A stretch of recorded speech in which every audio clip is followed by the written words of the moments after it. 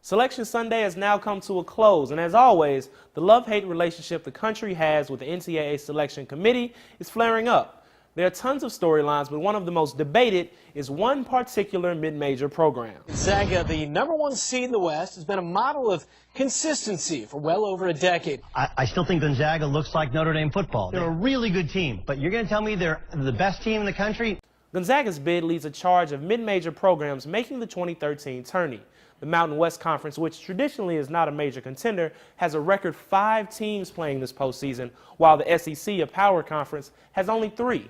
A writer with USA Today thinks it's about time. The major conference teams with burst bubbles had countless opportunities to win their way into the tournament. They didn't win the big games when it mattered. Give the little guy a shot to do so. Aside from Gonzaga, the other 3 top seeds were the usual suspects, historically speaking. Louisville takes the overall #1 seed, followed by Kansas and Indiana. But just like reactions to Gonzaga's bid, the other #1 seeds are also proving to be points of contention. You've got to finish the season. If you look at the end of the season, part of finishing the season is winning your conference tournament. Indiana didn't, Miami did. A sports writer for the New York Times tweeted, "Miami, first team to win ACC regular season and tournament crown and not be named a #1 seed. Rough." But for those who are upset about where their team fell and wanted a little explanation, Selection Committee Chairman Mike Bobinski did an interview immediately after the bracket was announced.